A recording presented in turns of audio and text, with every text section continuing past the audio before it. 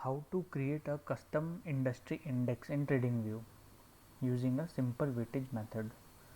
ये सवाल कई लोगों ने, मेरे फ्रेंड्स ने मुझसे पूछा, ग्रुप में कई लोगों ने मुझसे पूछा कि कैसे हम कस्टम इंडस्ट्री इंडेक्स बनाएं। तो इसके लिए मैं ये वीडियो बना रहा हूँ। होप आपको इससे अच्छी इन्फॉर्मेशन मिलेगी।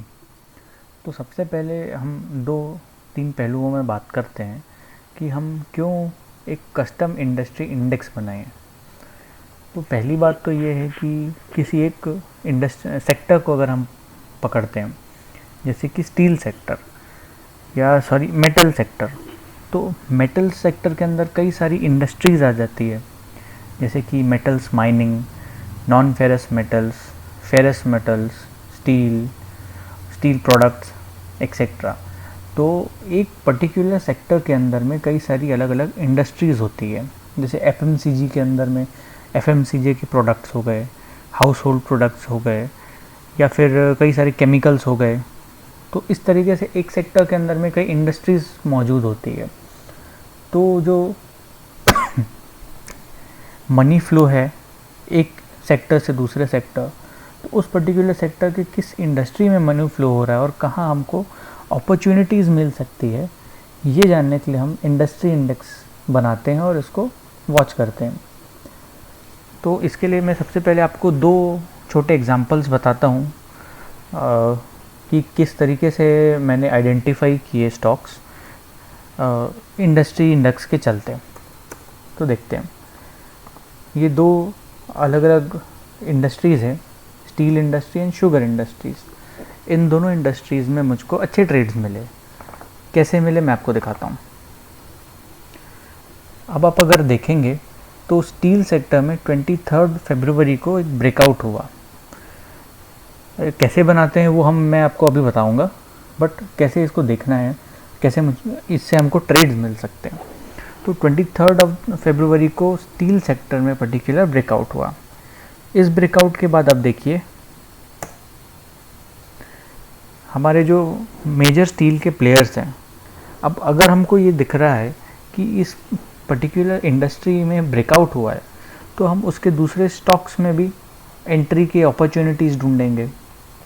तो देखिए, जैसे JSW स्टील 23 फरवरी के बाद में जब इसमें एक कंसोलिडेशन के बाद ब्रेकआउट हुआ, तो उसमें 72% का मूव मिला। SAIL 66%, Jindal steel 36%, Tata steel BSL 112%, Tata steel long pro 46%। तो इस तरीके से एक सेक्टर या एक इंडेक्स को आइडेंटिफाई करने के बाद जिसमें बुलिशनेस है, उसमें हम आसानी से स्टॉक्स ढूंढ सकते हैं अपने पैरामीटर्स, जो भी पैरामीटर्स हम समझते हैं, चाहे वो रिलेटिव स्ट्रेंथ हो या दूसरे जो भी पैरामीटर्स आप देखते हैं। एक और एग्जांपल देखते हैं, जैसे शुगर सेक्टर का। शुगर सेक्टर में 30 अप्रैल को ब्रेकआउट हुआ। तो इंडेक्स में ब्रेकआउट होने के बाद हम अगर स्टॉक्स में देखते हैं तो देखो, EID पेरी, इसमें हमको करीब करीब 30% का मूव मिला। बलरामपुर चीनी 25% का मूव मिला। Awadh sugar 60% and counting. Shri Renuka sugar 187%। Magadh sugar 75%। तो इस तरीके से हम मार्केट में 4000 से ऊपर स्टॉक्स हैं। हर एक स्टॉक्स को तो हम वॉच नहीं कर पाते हैं, मगर अगर यदि हम इंडस्ट्री इंडेक्स या सेक्टर इंडेक्स हम देखने लगें, तो जिस भी सेक्टर में बुलिशनेस है, जैसा कि प्रेमल सर ने हमको सिखाया है कि किसी भी सेक्टर में अगर बुलिशनेस आ रही है, तो उसमें फिर हम अच्छे स्टॉक्स ढूंढें, RS पॉजिटिव स्टॉक्स ढूंढें। तो ये तो 2 एग्जांपल्स हो गए। चलिए मैं आपको बताता हूँ कि कैसे हम इसको बनाएंगे। तो सबसे पहले तो देखिए, हमारे पास सबसे अच्छा टूल मौजूद है screener.in।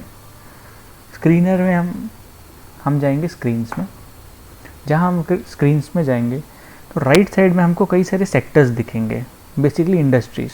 देखिए, agrochemicals, air transport, alcoholic beverages, banks, cables, cement, यहाँ पे बहुत सारे इंडस्ट्रीज़ मौजूद है। किसी भी इंडस्ट्री में हम चलते हैं, जैसे हम चलते हैं एग्रोकेमिकल्स में। एग्रोकेमिकल्स में हमारे पास एक पूरी लिस्ट आ गई।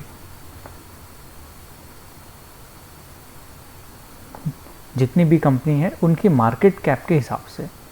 जैसे सबसे बड़ी एग्रोकेमिक्स में है यूपीएल, जिसका मार्केट कैप है 61,517 करोड़।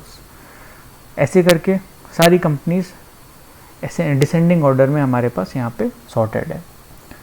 तो हमको क्या करना है, टॉप 10 कंपनीज हम के नाम हमको चाहिए, टॉप 10 मार्केट कैप वाइज। तो हमको यहाँ पे लिस्ट में दिख रहा है UPL, PI industries, Bayer, Sumitomo, Rallis, Bharat Rasayan, Dhanuka, Sharda, हिरानबा, asterisk. तो हम इतनी कंपनीज को लेंगे। चलिए अब हम अपना इंडेक्स बनाते हैं। इंडेक्स बनाने के लिए सबसे पहले ब्रैकेट। अब देखिए, इंडेक्स बनाने से पहले हम इसके वेटेज के बारे में बात कर लेते हैं। वेटेज देना क्यों ज़रूरी है, क्यों मैं ज़रूरी समझता हूँ, क्योंकि आप देखिए जैसे यूपीएल है 61,517 करोड़ मार्केट कैप की कंपनी, तो क्या उसका शेयर प्राइस की मूवमेंट मैं यहाँ पे भागी राधक केमिकल से कंपेयर कर सकता हूँ क्या, जो सिर्फ 500 करोड़ की कंपनी है? तो समहाउ मुझको यूपीएल को ज़्यादा इम्पोर्टेंस देनी पड़ेगी या यूपीएल को ज़्यादा वेटेज देना पड़ेगा। दैट इज़ वाई हम एक सिंपल वेटेज का फॉर्मूला में काम करेंगे, जिसको हम बहुत ज़्यादा कॉम्प्लिकेट नहीं करेंगे। कई लोग बहुत डिफरेंट मेथड से इंडस्ट्रीज़ के इंडेक्स बनाते हैं, बट मैं सिंपल मेथड से बनाता हूँ, मेरे लिए ये काम करता है। तो चलिए देखते हैं। सबसे पहले हम लिखेंगे यूपीएल। अब चूँकि ट्रेडिंग व्यू सिर्फ 10 कंपनीज या 10 स्टॉक्स प्रोवाइड करता है आपके इंडेक्स में डालने के लिए, अलाउ करता है सॉरी, तो हम 10 से शुरू करते हैं, इंटू 10 प्लस पीआई इंडस्ट्रीज़। चूँकि ये सेकंड है, इसका वेटेज यूपीएल से एक नंबर नीचे रहेगा, into 9 plus Bayer crop 8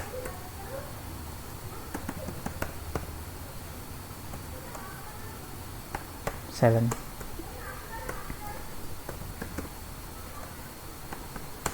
6 Bharat Rasayan 8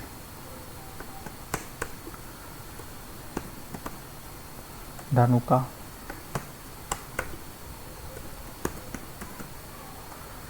Sharda crop chem 2-3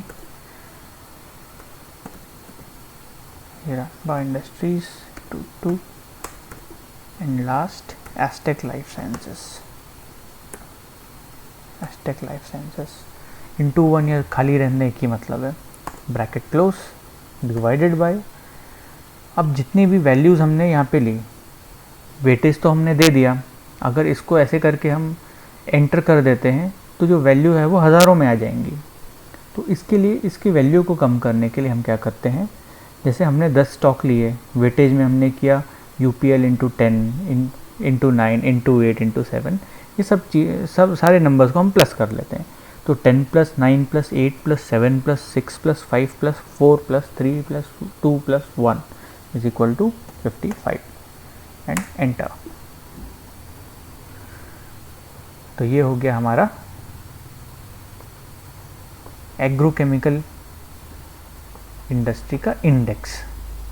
इस इंडेक्स में सारे जो भी आप इंडिकेटर्स यूज़ करना चाहते हैं, जैसे वॉल्यूम हो गया या आरएस हो गया, सारी चीज़ें हमको यहाँ पे दिख जाएगी। सॉरी, आरएस है नहीं,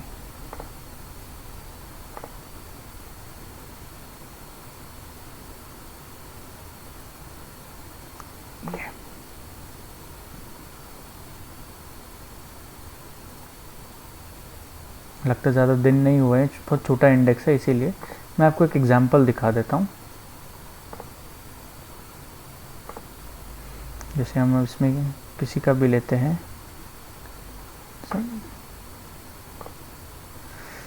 जैसे हम लेते हैं यहाँ पे ऑटो एक्सिलरीज का इंडेक्स। तो इसमें आप देखिए ये इंडेक्स के सारे टाइप के इंडिकेटर लग जाएंगे इसमें, जैसे भी आप इसको स्टडी करना चाहते हैं। प्लस अब जितने भी स्टॉक्स इस इंडेक्स में मौजूद हैं, उस स्टॉक्स के सारे वॉल्यूम भी हमको यहाँ पे दिखाई देगा। तो एग्जांपल के तौर पे मेरी रिसेंट एक फाइंडिंग्स थी अभी मैं आपको शो करता हूँ।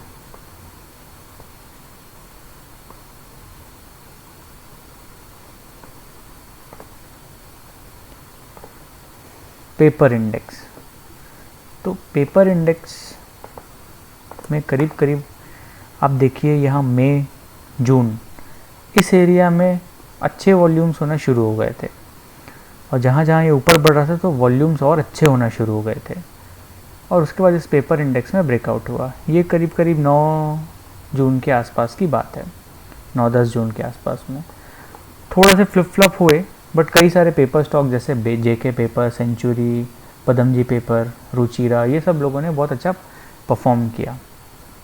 तो इस तरीके से हम इसको डेली टाइम फ्रेम हो गया या वीकली टाइम फ्रेम हो गया, इस तरीके से हम इसको एनालाइज कर सकते हैं कि अगर वीकली टाइम फ्रेम में भी किसी इंडस्ट्री में अच्छी वॉल्यूम्स दिख रहे हैं तो हमको ये सोचना चाहिए कि इसमें अगर या कुछ चल रहा है तो आगे हमको इसमें स्टडी करनी चाहिए। तो फ्रेंड्स, ये था एक सिंपल मेथड इंडस्ट्री इंडेक्स बनाने का।